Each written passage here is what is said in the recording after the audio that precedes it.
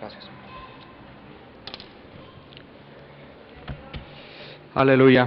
La presencia del Señor está aquí. Yo siento su presencia. Sentimos su electricidad. Es una forma tan extraordinaria de la manifestación física de Dios en medio de nosotros. Bendito sea el Señor. Vamos a mantenernos así en ese espíritu. Vamos a mantenernos conectados con la presencia del Señor en esta hora. Padre, en el nombre precioso de Jesús, hemos venido aquí, Señor, porque tenemos mucha necesidad de ti. Estamos hambrientos de tu presencia, hambrientos de tu corazón. No queremos otra cosa, Señor, más que tu corazón. Te amamos, bendecimos tu nombre por los siglos de los siglos. Y al abrir tu palabra en esta hora, Padre, yo pido que hables a nuestro corazón. Mira nuestra necesidad. Háblanos, Señor, trata con nosotros, llénanos de ti, llénanos de tu vida, transfórmanos, cambia tu iglesia, transforma tu iglesia, oh Padre, en el nombre de Jesús. La necesidad es inmensa, te necesitamos, oh Dios, te necesitamos en el nombre precioso de Jesús. Aleluya, siéntense por favor.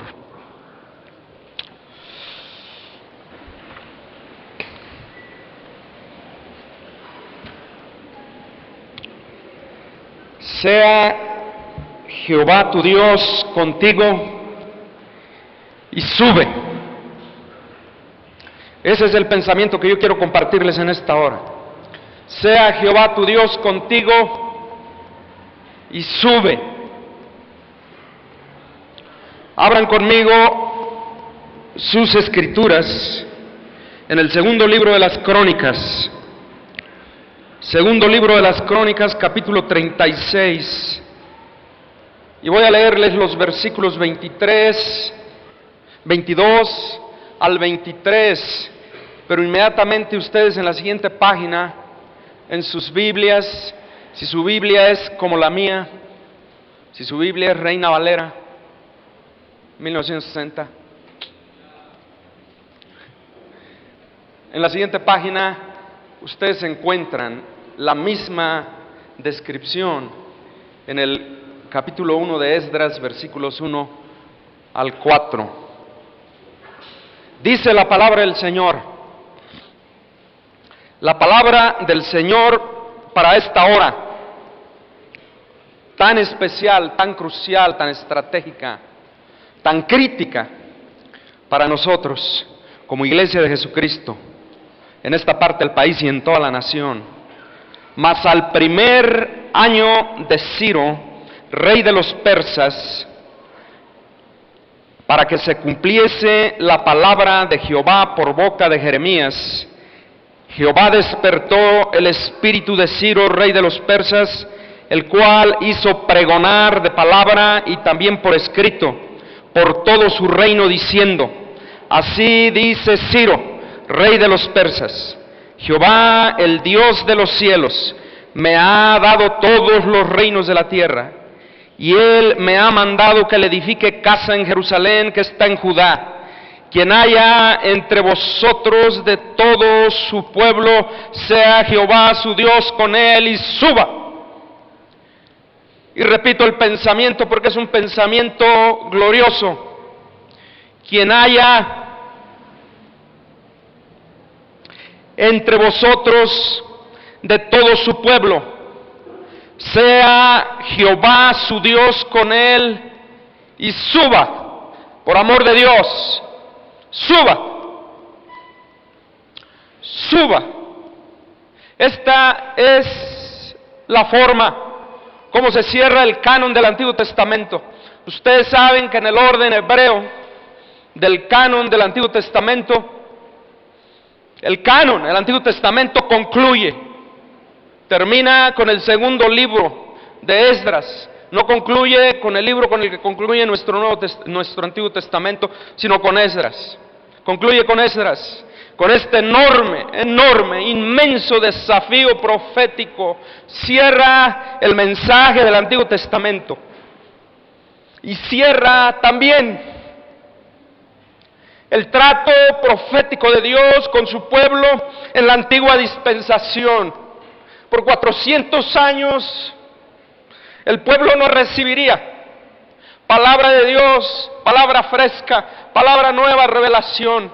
El ministerio profético cesó por más de 400 años. ¿Se pueden ustedes imaginar la desesperación de este pueblo? La angustia de este pueblo acostumbrado a escuchar la voz de Dios, acostumbrado al trato profundo, personal de Dios con ellos.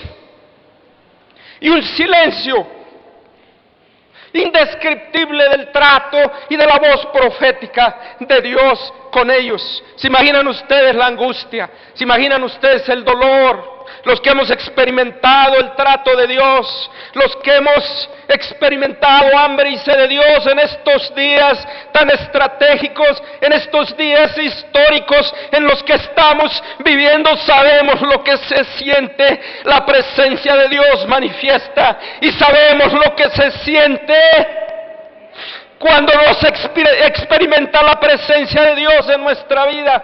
Hemos vivido en ambos lados del muro y sabemos cuál es la experiencia y sabemos cuál es la angustia cuando no se escucha la voz profética, la voz clara, la voz personal, el trato personal íntimo de Dios en medio de nosotros, en medio de sus congregaciones, en medio de su iglesia. Así cierra el Antiguo Testamento con este desafío, con este llamamiento dramático, impactante, tan solo para decir,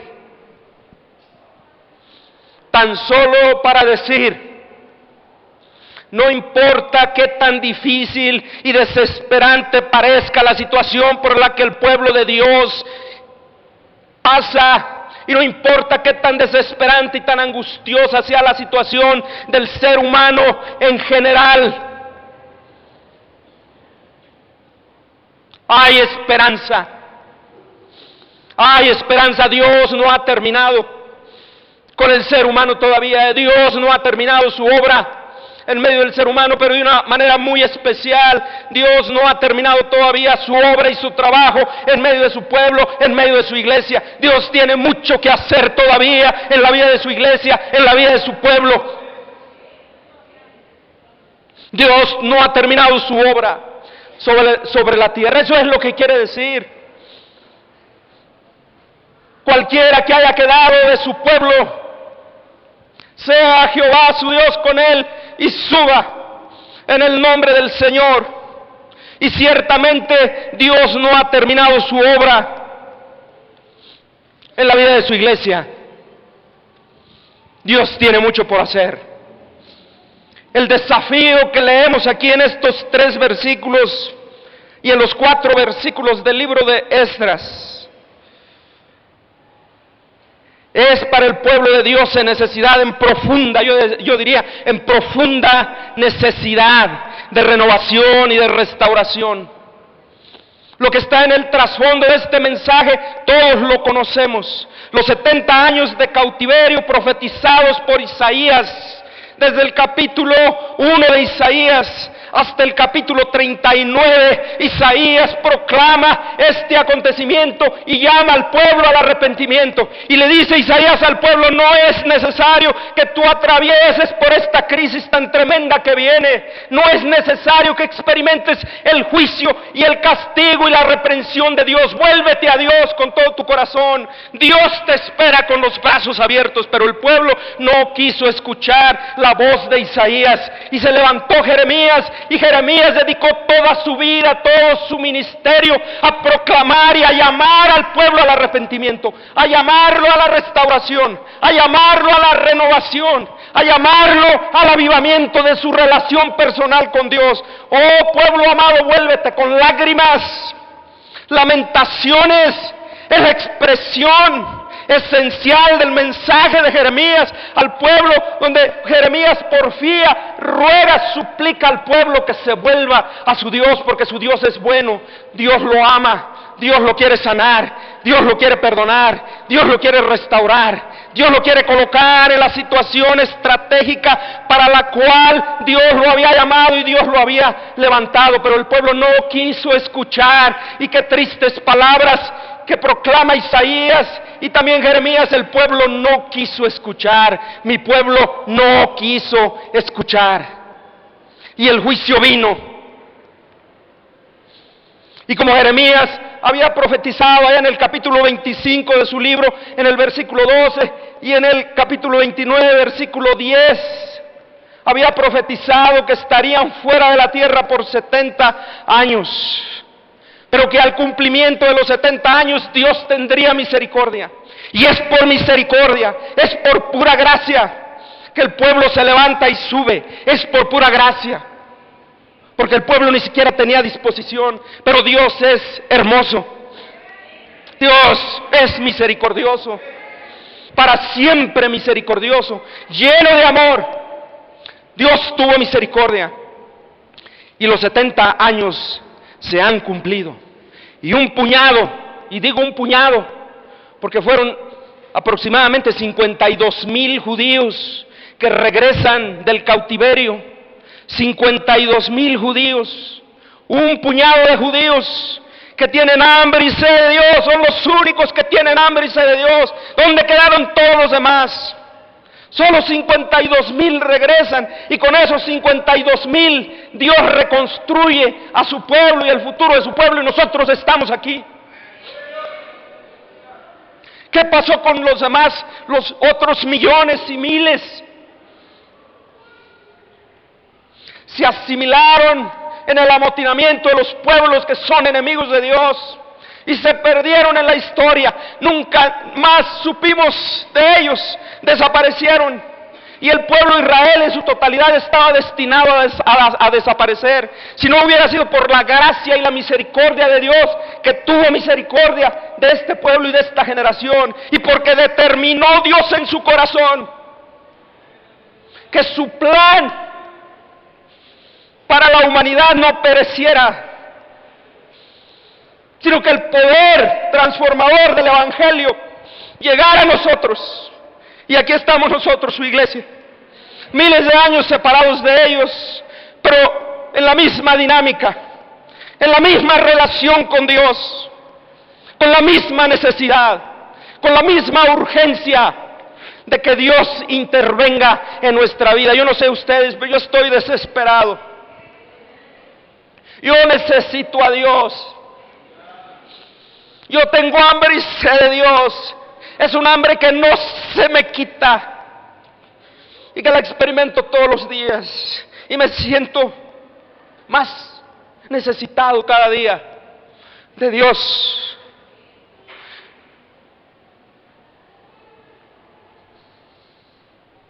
Es la misericordia de Dios en medio de nosotros, porque no merecemos lo que Él nos ha dado. Este es un grupito de hombres y mujeres, como dice uno de nuestros pastores, muertos de hambre por Dios, muertos de hambre por Dios, muertos de hambre por su corazón, que anhelan en lo profundo de su corazón la restauración de Dios, que no se han enojado con Dios como el resto del pueblo se enojó con Dios y se fue y se perdió. Pero este grupo no se enojó con Dios. Este grupo lo representa Nehemías, lo representa Esdras, lo representa Zorobabel, lo representa Josué, el sumo sacerdote. Los leemos a ellos y nos damos cuenta, los representa Ezequiel, los representa Daniel, y los leemos a ellos y nos damos cuenta del quebrantamiento de corazón que traen como marca, como característica. Andan día y noche quebrantados en la presencia de Dios, día y noche reconociendo: hemos pecado, Señor, nos hemos apartado de tus caminos, estamos en esta tierra extraña, en este desierto, porque nos apartamos de tus caminos, pero ten misericordia de nosotros. Acuérdate de la palabra que hablaste a través de tu profeta Jeremías, cuando dijiste que al cumplimiento de los 70 años, tú tendrías misericordia de nosotros y nos levantarías y nos restaurarías. Acuérdate de tu palabra. Tú no puedes faltar a tu palabra, tú siempre cumples tu palabra. Este es el grupo. Y nosotros también, como pueblo de Dios, hemos vivido tiempos difíciles. Hemos pasado demasiado tiempo en el desierto babilonio, persa, medio, griego, todos esos imperios que se sucedieron. Para el momento cuando Ciro habla y convoca al pueblo y lo invita a que sea restaurado en el nombre de Jehová de los ejércitos. Habían pasado todas estas cosas. Y Ciro estaba en el trono. Y Ciro gobernaba y controlaba el mundo para este momento. Nosotros también hemos pasado mucho tiempo, yo creo demasiado tiempo habéis dado vueltas en este desierto, dijo Jehová al pueblo de Israel en su peregrinación del monte Sinaí a los llanos de Moab. Demasiado tiempo habéis dado vueltas en este desierto. Endereza la proa y dirígete hacia el norte. Y aquí la palabra del Señor a través de Ciro: sea Jehová tu Dios contigo y sube en el nombre del Señor. Sube, inicia el camino de regreso, el camino de restauración, el camino de regreso a la patria celestial, a la tierra, a la sanidad de tu tierra, al cumplimiento de los propósitos por los cuales estamos aquí sobre la tierra. Por tanto, este desafío, este llamamiento profético poderosísimo es para nosotros en esta hora, porque cada vez que el pueblo de Dios está en las mismas circunstancias históricas que los recipientes originales del mensaje, ese mensaje es para nosotros. Ese mensaje es para nosotros.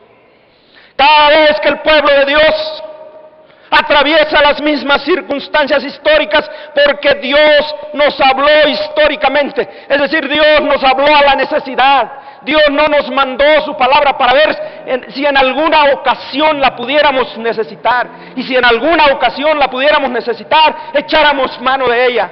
Dios nos habló a la necesidad. Dios puso el dedo en la llaga cada vez que abrió su boca, puso el dedo en la llaga y nos habló a la necesidad. Y esas son las circunstancias históricas por las que nosotros atravesamos. Por eso esta palabra poderosa es para nosotros. Y yo veo en este desafío profético del que habló Isaías casi 200 años antes de que sucediera. Yo veo este desafío compuesto por una serie de señalamientos de parte de Dios que nos guían y que nos alientan a tomar el camino de la restauración, como Isaías mismo dice a esta generación, ahí en el capítulo 41, versículo 13, Isaías le está hablando a este grupo, qué fascinante es la profecía, qué fascinante es la palabra del Señor. Isaías, casi 200 años antes, está viendo este grupito a través de los años, y lo está viendo, y ve a Ciro. ¿Se pueden ustedes imaginar? 180 años Isaías está viendo a Ciro y lo llama por nombre y dice: yo te puse nombre, dice Jehová. Ciro ni siquiera estaba en la mente de su línea o de su genealogía, pero ya Dios está hablando de él y está pronunciando su nombre. Ciro, yo levantaré a Ciro. ¿Quién es Ciro? Pero así es la palabra de Dios. Y Isaías en el capítulo 41, versículo 13, habla a este grupo y trata de alentarlo, de animarlo, de que se levante Y dice: yo soy Jehová tu Dios, quien te sostiene de tu mano derecha. Aleluya. No importa cuál sea tu situación, no importa cuál sea tu necesidad, Jehová de los ejércitos te tiene asido de tu mano derecha. No temas, dice el Señor, porque yo estoy contigo. No temas.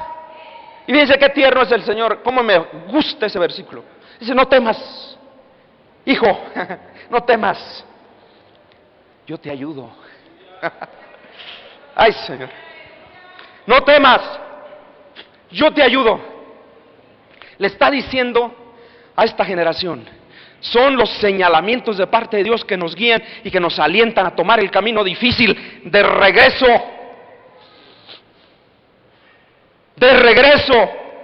a nuestro hogar espiritual, de regreso a donde nacimos espiritualmente. Y el primer señalamiento, me voy a ir rápido. El primer señalamiento, fíjense ustedes, qué extraordinaria es la palabra del Señor. El primer señalamiento: la voluntad permanente de Dios es restaurar y renovar. Ese es el primer señalamiento, el primer aliento, la primera palabra de aliento que Dios trae a nuestro corazón. No temas, está en mi naturaleza la restauración. No temas, está en mi naturaleza el avivamiento, está en mi naturaleza la renovación. Esa es mi naturaleza. Yo hago nuevas todas las cosas, porque Él es el único que no se desgasta.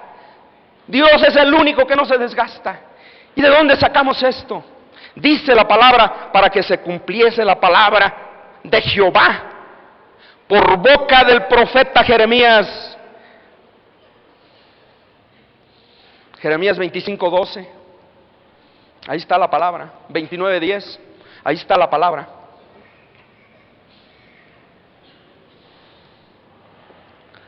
Antes de que el castigo viniese, antes que la destrucción llegara, anunciada por años y años y años y años y años, Dios se mantuvo anunciándole a este pueblo el arrepentimiento. Y Dios finalmente anuncia la destrucción a través de Isaías, a través de Jeremías, anuncia la destrucción. Pero es fascinante para mí que Isaías anuncia la destrucción, y antes de que se cumpla el cautiverio, antes que venga el cautiverio, comienza a consolar Dios a su pueblo. Está la consolación, ya está la palabra de restauración. Yo los restauraré, dice Isaías 45:13. Ahí le describen, 45:13 describe el plan de restauración. Y miren ustedes, desde el capítulo 40 de Isaías hasta el capítulo 66, es restauración y restauración, consolación, consolaos, consolaos, pueblo mío. El tiempo se ha cumplido. Es tiempo de recibir otra vez las lluvias tempranas y las lluvias tardías.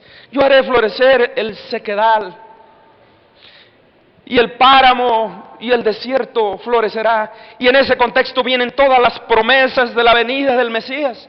En ese contexto vienen todas las promesas del reino milenial. ¿Por qué? Porque Dios está tratando de consolar el corazón de su pueblo, de alentar el corazón de su pueblo, de levantar el corazón de su pueblo, de animarlo. Levántate, levántate, pueblo mío, comienza a caminar hacia tu restauración. Renuncia a tu estancamiento, renuncia y vuélvete a mí, porque yo soy restaurador por naturaleza. Antes de que el juicio viene, Dios está consolando y Dios está restaurando. Antes que el desgaste se presenta en nuestra vida, Dios nos está invitando a ser renovados. Es parte de su naturaleza restaurarnos, renovarnos, porque Dios sabe que lo necesitamos. Solo Él es eterno por los siglos de los siglos. Todo lo demás tiende a desgastarse. La iglesia se desgasta, la visión de la iglesia se apaga, y a veces las congregaciones se quedan en oscuridad. pero no están dispuestas a abrir su corazón y a humillarse en la presencia de Dios y a quebrantarse en la presencia de Dios y a reconocer: Señor, nos hemos estancado, y porque nos hemos estancado nos hemos desviado. Siempre que hay estancamiento hay desviación. Cuando viene la visitación y el viento precioso, fresco, la frescura de la visitación de Dios, nos damos cuenta que tan lejos estábamos. No sucede lo que al piloto de la avioneta chica, que le falta equipo de navegación. Tienen que mantenerse ellos, el piloto tiene que ser muy hábil, porque tiene que utilizar mucho de sus sentidos para poder conducir el aparato, y cuando entra entre las nubes, con frecuencia pierde su punto de referencia. Y hay una tendencia natural en la avioneta, clavar la nariz, y con mucha frecuencia clava la nariz y comienza a descender y no se da cuenta. Pero cuando sale de las nubes, de pronto se da cuenta que va de picada, y él pensaba que iba para arriba. Y a veces es a tiempo que se descubre que se va de picada. Y con mucha frecuencia nos pasa eso a nosotros. Y cuando Dios nos sacude, y cuando Dios nos zarandea con su presencia, y cuando Dios nos mueve el tapete y nos quita la seguridad que teníamos, entonces nos damos cuenta que tan desviados en nuestro diario caminar con el Señor estábamos. Qué tan alejados del corazón. Sí, cumplíamos con todo lo que ya sabemos, pero el corazón no estaba en sintonía, porque así es el Señor.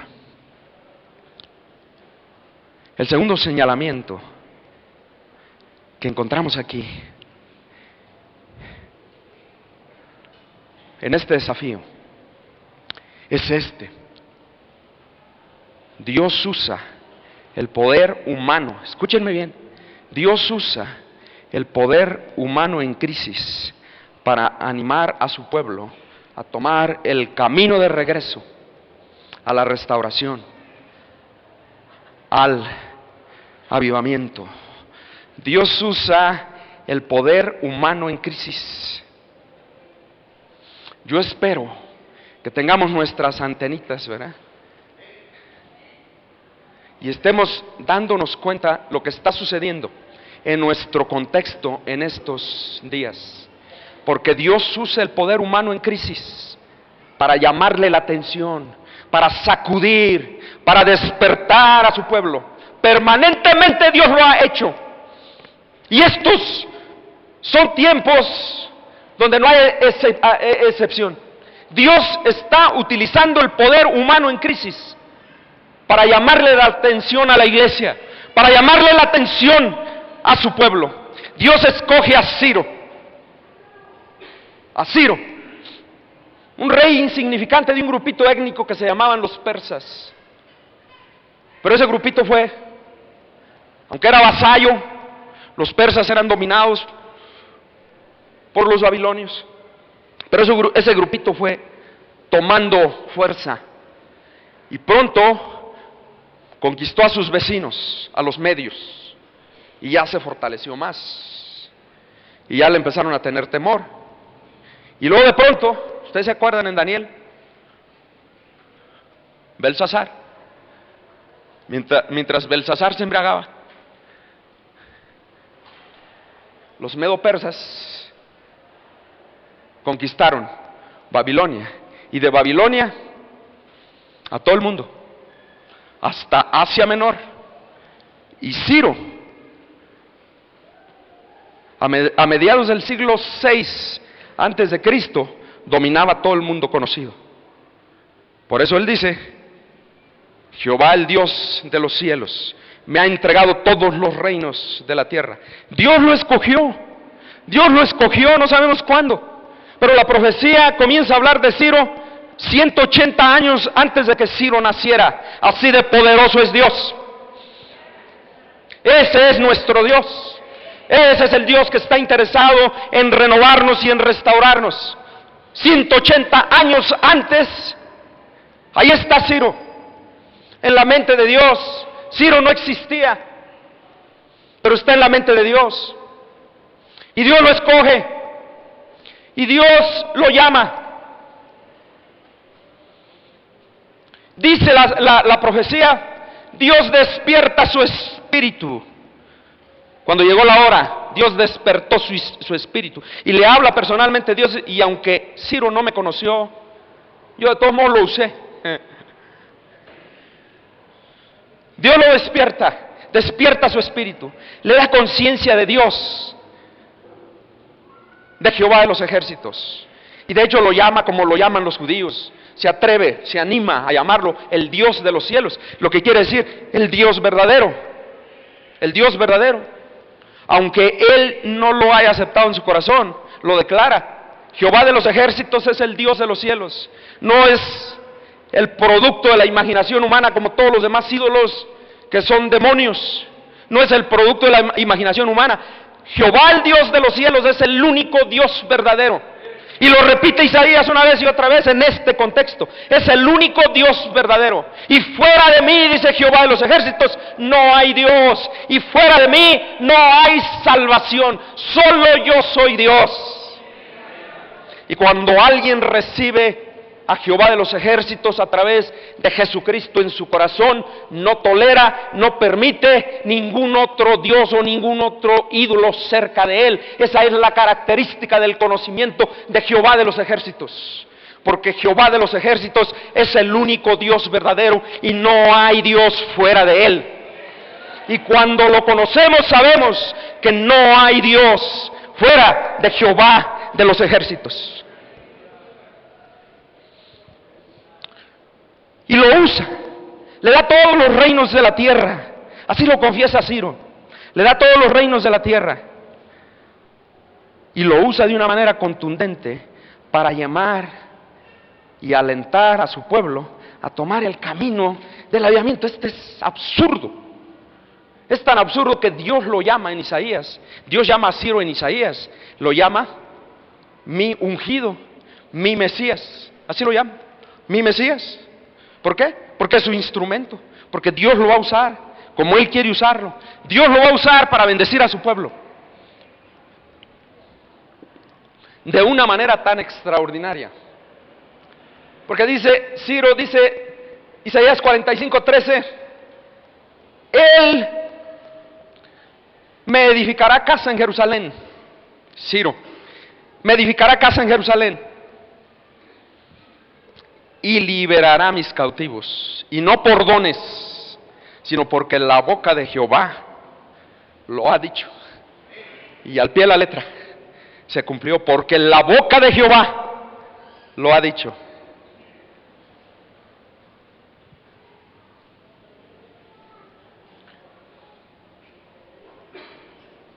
Y el rey, se pueden ustedes imaginar, el rey, comparen a Ciro con Faraón en los días del primer éxodo y noten la diferencia de actitud. Aquí el rey, que es dueño de este pueblo, que le está sacando beneficios a este pueblo, dice: levántense, porque Dios me ha ordenado que le edifique casa en Jerusalén, y regrésese, todo el que quiera regresarse, regrésese, y vamos a financiar el viaje, y vamos a financiar el proyecto. Todo corre por cuenta del erario real, todo corre por cuenta del erario real. Dios usa los poderes humanos en crisis para despertar al pueblo de Dios. De la misma manera en nuestros días, Dios está usando, despertemos, hermanos. Esta es la forma de hablarnos Dios. Necesitamos renovación, necesitamos avivamiento. Yo no estoy contento con lo que he experimentado de Dios. Yo quiero más, yo quiero más. Yo quiero todo lo que Dios tiene para mí aquí sobre la tierra. Yo lo quiero. Yo quiero ver a mi iglesia llena del poder de Dios, disfrutando y utilizando todo lo que Dios tiene para su iglesia en estos días tan tremendos, en estos días tan estratégicos. Dios está usando las grandes necesidades del gobierno para despertar su iglesia a la renovación. Cuando los gobiernos municipales, los gobiernos estatales y aún el gobierno federal se acerca a la iglesia, tenemos una lista larga de ejemplos que no voy a dedicar tiempo a eso ahorita porque ya el tiempo lo tengo encima. Pero ustedes saben, Ustedes saben el cambio de actitud del gobierno en general. La iglesia cómo está teniendo oportunidades que nunca antes en la historia había tenido. Y los gobiernos se nos están acercando y nos están diciendo, necesitamos tu ayuda. ¿Cómo nos puedes ayudar? Aquí están estos recursos, allí está esa casa, utilízala, pero dime qué vas a hacer. ¿Qué vas a hacer? Preséntame planes. ¿Cómo podemos atacar juntos esta necesidad? ¿Cuándo se había visto eso en la historia de nuestro pueblo? Los poderes humanos en crisis son usados por Dios para llamar a su iglesia al avivamiento. Necesitamos despertar en el nombre de Jesús. La economía. No se diga, Dios está usando el poder de la economía para mover a su iglesia a la necesidad de renovación. No podemos como iglesia aprovechar las oportunidades que Dios nos está dando, al menos que Dios nos renueve, al menos que Dios nos avive. Mientras Dios no nos avive, no podemos aprovechar las oportunidades. Las oportunidades se nos van una por una, porque no tenemos ni el interés, no tenemos ni el poder y no tenemos ni la capacidad, ni siquiera la idea de cómo aprovechar estos recursos. Necesitamos avivamiento. Dios usa el poder humano en crisis para movernos el tapete, para que reaccionemos, para que despertemos a la necesidad que tenemos. Y podría seguir mencionando los medios de comunicación. No nos están invitando los medios de comunicación y les decimos no, ¿verdad? Pues no tenemos nada que decir. Y bendito sea el Señor que decimos no, mientras no tengamos nada que decir. Porque luego yo escucho ahí algunos programas que los hermanos no tienen nada que decir, no están diciendo nada. Y eso es muy terrible. No podemos hacer eso, ya caímos en esa trampa antes. Tenemos que tener algo que decir, algo poderoso que decir, algo coherente que decir, algo a la necesidad de nuestra sociedad, de nuestro medio, utilizando los medios de comunicación, porque Dios usa los poderes humanos en crisis para movernos el tapete. Pero tenemos algo que decir, tenemos que tener algo que decir. Y para tener algo que decir, necesitamos renovación, por amor de Dios. Necesitamos renovación. Necesitamos que Dios trate con nosotros. Que Dios trate con nosotros. Que Dios nos reconstruya. Que Dios nos reedifique. Que Dios nos haga de nuevo. Y rápido, el tercer señalamiento. La esencia del desafío, hermanos, es reconstrucción. Noten ahí, es reconstrucción. Dios le ordena a Ciro construirle casa en Jerusalén. Y habla de construir casa en Jerusalén.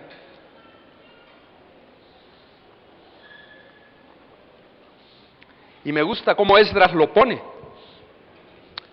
Esdras dice, reconstruir.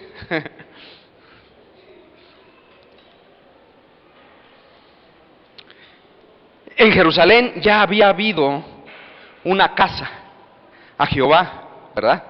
La gloriosa casa de Salomón. Y cuando dedican el templo, en los días de Zorobabel, ¿verdad? Que regresan y reedifican el templo.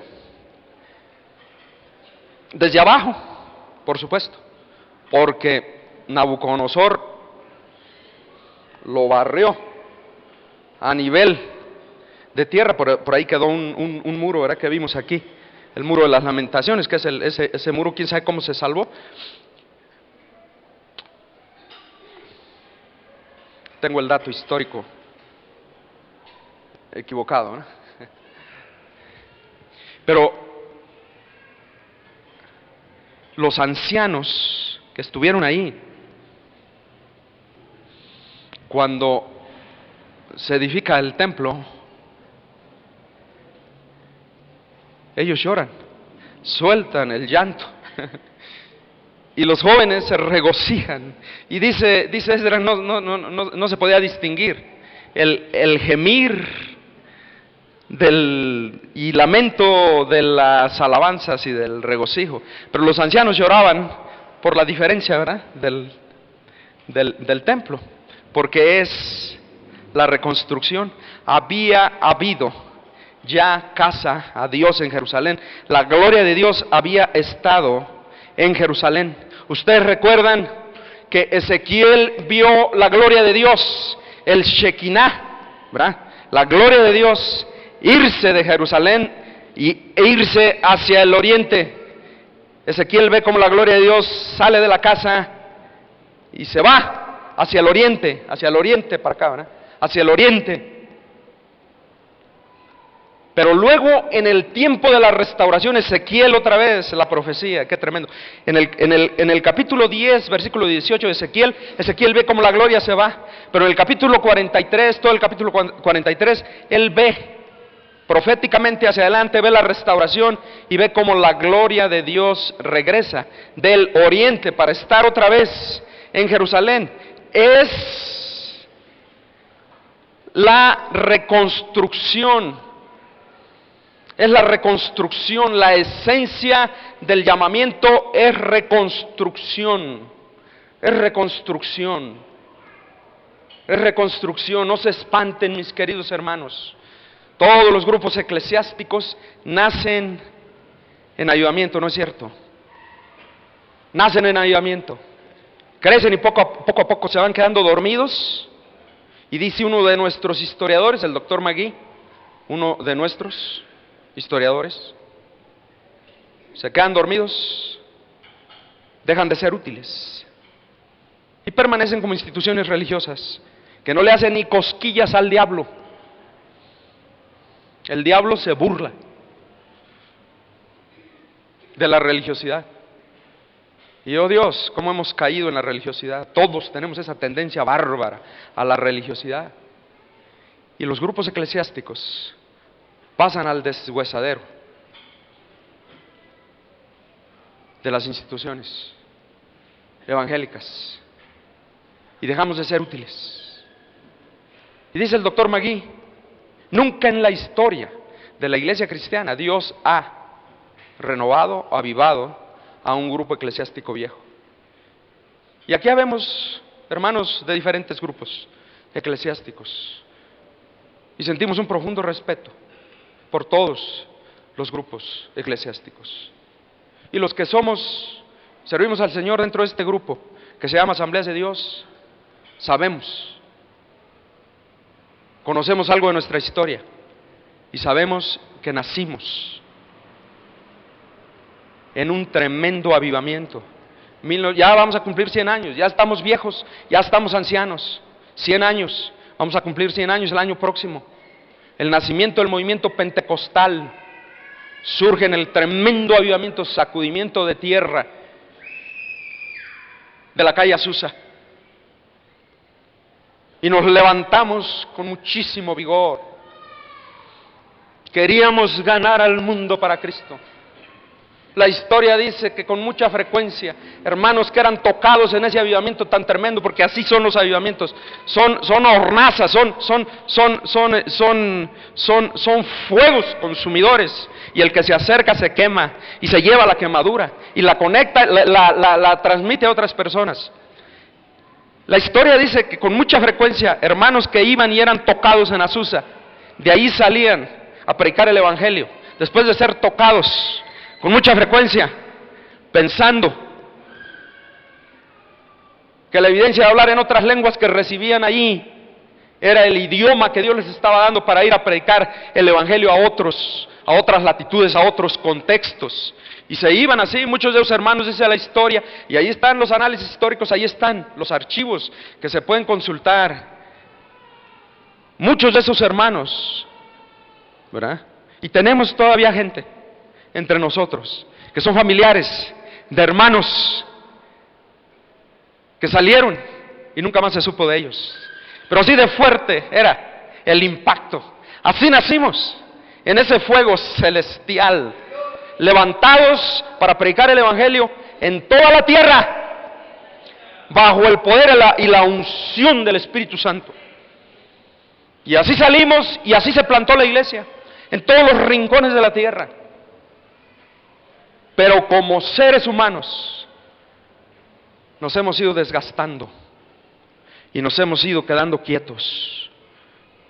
Y oh Dios, oramos en la presencia del Señor. Señor, danos otra oportunidad.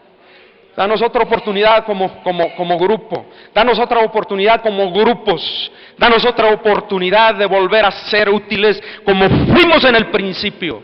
Porque la esencia del llamamiento es a reconstruir la obra gloriosa que Dios hizo en nuestras vidas al principio de nuestra relación personal con Él, al principio de nuestra experiencia con Él. Es un llamamiento a regresar a las ruinas y a reconstruir, a levantar, para que otra vez esto tenga vida. El cuarto señalamiento, el objetivo del llamado, es reconstruir el altar, reconstruir la casa y reconstruir la ciudad. ¡Ay, Señor! Esa es la esencia del despertamiento. Esa es la esencia de la renovación, la reconstrucción del altar. Zorobabel salió con 49,000 y pico de judíos y formó el primer éxodo, el primer regreso del cautiverio. Y llevaban como misión. Ahí en Esdras 3:2 ustedes se pueden dar cuenta que lo primero es lo primero, y la misión era llegar a Jerusalén y reconstruir el altar del sacrificio primero, porque el altar del sacrificio es lo primero en el avivamiento. El altar representa nuestra comunión con Dios. Es necesario la reconstrucción de nuestra comunión con Dios, que se ha ido deteriorando. El trabajo inmenso que tenemos, toda la liturgia que echamos sobre nuestros hombros, porque la liturgia es todo lo que hacemos para servir a Dios, todo lo que hacemos con el cuerpo para servir a Dios es liturgia, pero con mucha frecuencia nos confundimos, y ahí está el punto de la religiosidad. ¿Qué es la religiosidad? Es el cambio de la liturgia por la comunión con Dios, el cambio de la liturgia por el altar. Esa es la religiosidad, esa es la definición más sencilla de lo que es religiosidad, y todos tenemos esa tendencia. Es más fácil inventar liturgia, es más fácil adoptar liturgia, es más fácil ser litúrgicos que entregarle el corazón a Dios. Es más fácil venir 3 veces a la iglesia, dar nuestros diezmos, ser cumplidos en todo, de tal manera que no haya ningún reproche contra nosotros, que entregarle nuestro adulterio, nuestra fornicación, nuestra deshonestidad, nuestro rencor, nuestro resentimiento, nuestros chismes a Dios. ¿Es más fácil ser litúrgicos? Claro que sí, es más fácil ser litúrgicos que tener el altar. Pero la misión era reconstruir el altar. La relación personal con Dios tiene que enderezarse. En primer lugar, es la esencia de la restauración. Por ahí se empieza. Es nuestra relación personal con Dios. Es el renunciar a nuestro pecado en el nombre de Jesús y volver las espaldas al pecado y comenzar a caminar con el Señor como el Señor quiere que caminemos con Él. No son legalismos, no son reglas externas, es el corazón en la presencia de Dios. Y luego inmediatamente la reconstrucción de la casa. En Esdras 6:5, la segunda misión de Zorobabel era reconstruir la casa de Dios, el templo. El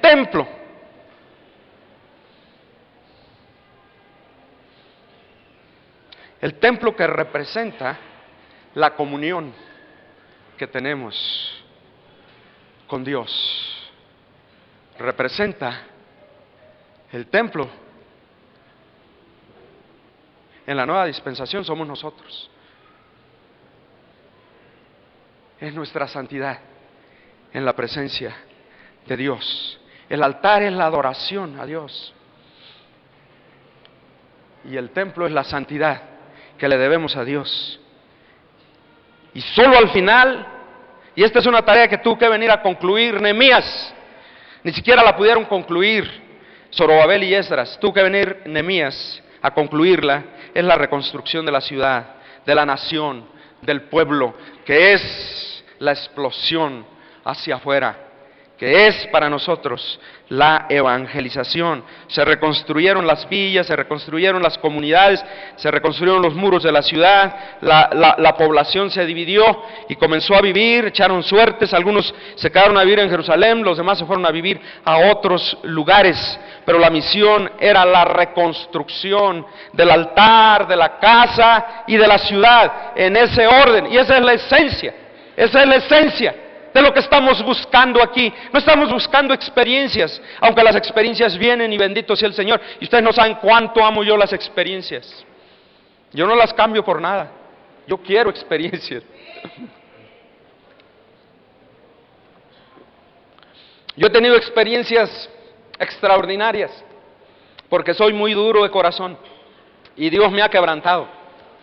Dios me ha quebrantado y estas gradas aquí, estas gradas saben, porque una noche aquí quedé tirado en estas gradas y aquí me retorcía como gusano en la presencia de Dios, porque las olas de electricidad de la presencia de Dios venían sobre mí, no me podía mover y estaba ahí tirado. Y algunos hermanos que estaban cerca pensaron que estaba poseído y comenzaron a reprender, pero otros hermanos que sí sabían lo que me estaba pasando me defendieron y yo estaba oyendo. Me defendieron, déjenlo tranquilo, es Dios, aleluya, es Dios. Y de mi cintura para abajo me desapareció ahí, yo no supe dónde quedó de aquí para abajo. Como pude me arrastré, así ahí me senté, nadie me vio, ahí me quedé. Terminó la reunión bien tarde y apagaron las luces y me dejaron ahí. Nadie estaba interesado en mí. Por ahí andaba Adriana y le hablé a Adriana y se espantó y ya había penumbra aquí. Y vino a ver quién era. Hermano, Miqueas, ¿qué hace aquí? No puedo caminar, ayúdame. Así salí. Yo soy muy tímido. A mí me da mucha pena esas cosas. Me sacaron cargando de aquí. Y me llevaron, no hagan escándalo, discretamente métanme a mi coche. Un escandalazo que hicieron los muchachos y ahí me sacaron. Me metieron al coche, me llevaron a mi casa. Salimos así, pero rapidito. Adriana manejó, me llevó a mi casa, que estaba solo esa noche. Cuando llegamos a la casa, como 5 o 6 coches venían detrás de mí. Los hermanos me vieron salir, ¿qué pasó? Querían ver, saber qué había pasado. Yo he tenido experiencias tremendas con la presencia de Dios y no las cambio por nada. Pero esa no es la esencia de lo que buscamos. Buscamos el corazón de Dios. Buscamos la reconstrucción del altar, oh Dios, la reconstrucción del altar, la reconstrucción del templo de nuestra vida santa. Buscamos la reconstrucción de la ciudad, de la nación, a través de la predicación poderosa del Evangelio. Y concluyo. El quinto señalamiento. Ay, Señor, son muchos. Concluyo. El llamado y desafío a subir es solo para los que haya entre vosotros de todo el pueblo.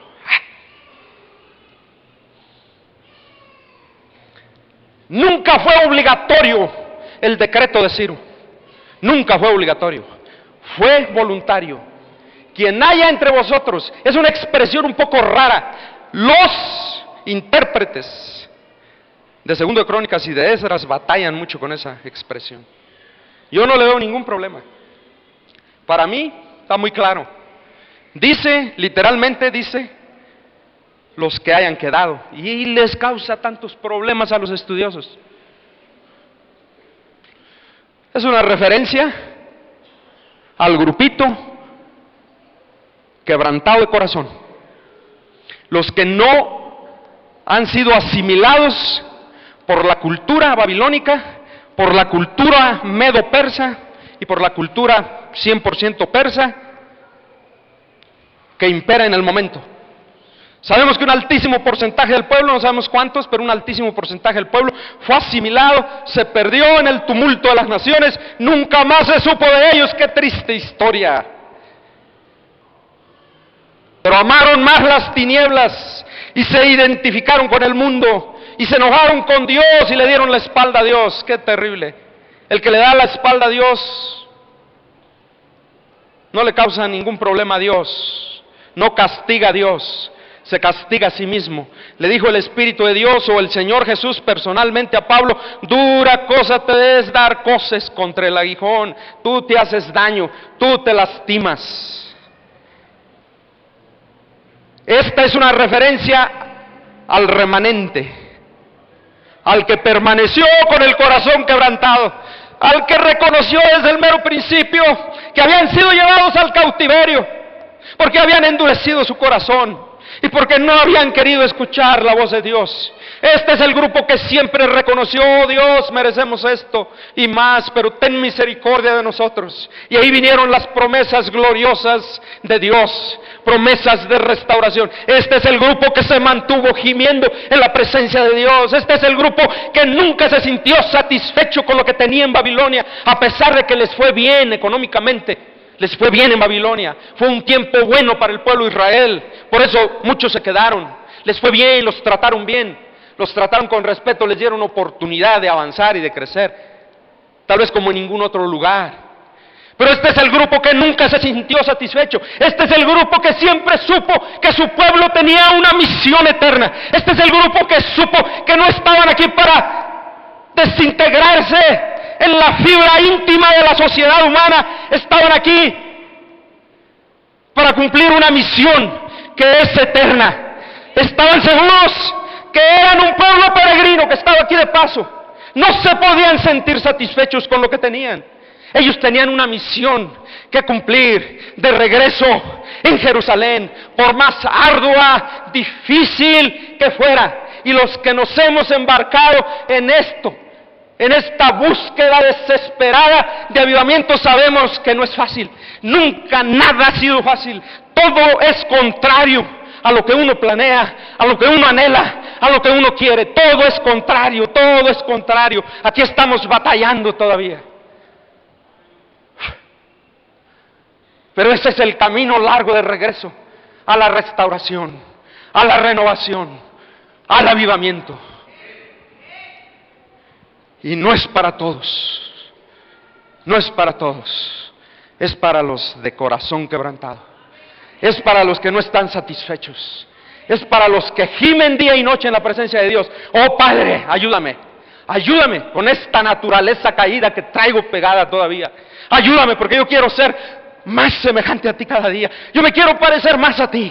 Y parece que no lo logro. Ayúdame, Padre, porque yo quiero ser para tu honra y para tu gloria. Yo tengo una misión eterna que cumplir, y la debo cumplir al precio que sea. Ten misericordia de mí, oh Dios. Bienaventurados los que lloran. A eso habla el Señor Jesús. Bienaventurados los que lloran, bienaventurados a los que se enfrentan a su necesidad todos los días de su vida, y que nunca engordan, que nunca se sienten satisfechos, que nunca crean su propia justicia, su propio sistema de justicia, y llegan a estar satisfechos de sí mismos. No, este llamado es para los que gimen, este llamado es para los sensibles, este llamado es para los que dicen: oh Dios, visítanos por amor de tu nombre, oh Dios, visítanos, queremos una morada permanente tuya, pero aunque sea, comienza con una visitación extraordinaria en medio de nosotros. Y de allí, oh Dios, ayúdanos a permanecer contigo de la mano derecha. A los que hayan quedado de todo el pueblo, sea Jehová su Dios con ellos, y suban por amor de Dios. Y yo voy a llamar aquí a todos aquellos quebrados, que gimen en su corazón,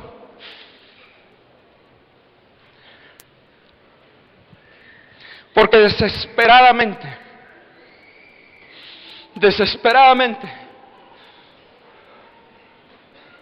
necesitan más de Dios, necesitan más de Dios, en su vida, en lo personal, en el ministerio que Dios les ha dado. Oh Dios, yo te necesito, yo necesito un toque de tu presencia, hoy, yo necesito que trates conmigo, oh Dios, yo necesito que me sacudas en el nombre precioso de Jesús. Ten misericordia de mí. Yo voy a invitar a todos,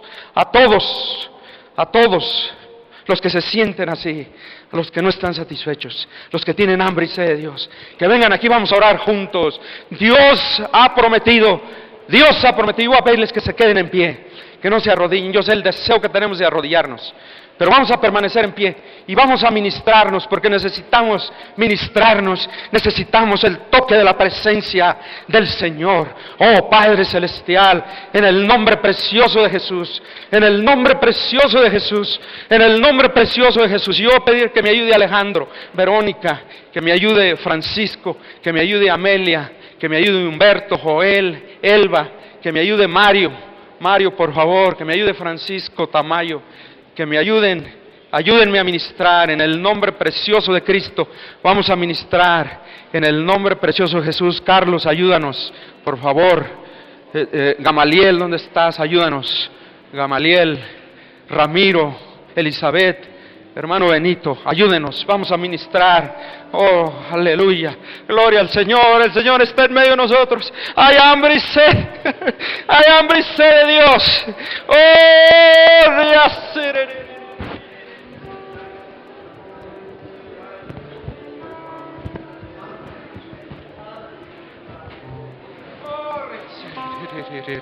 Abre tu corazón en la presencia de Dios. Oh, yo sé que traes tu corazón dispuesto. Oh, yo sé que traes tu corazón dispuesto. Bendito sea el Señor. Oh, oh, recibe, hermano, en el nombre del Señor. Recibe la revelación, recibe el toque, recibe en el nombre del Señor. Recibe lo que el Señor tiene para ti en esta hora. Más adelante va a tener otras tremendas cosas para ti, pero en esta hora Dios tiene para ti algo muy especial. Él quiere despertar en lo profundo de tu corazón ese quebrantamiento, esa hambre y esa sed de Dios, y recíbela en el nombre precioso de Jesús. Oh, en el nombre precioso de Jesús, en el nombre precioso de Jesús, en el nombre precioso de Jesús. César Jiménez, Tere, acércate, hermano, ayúdanos a ministrar.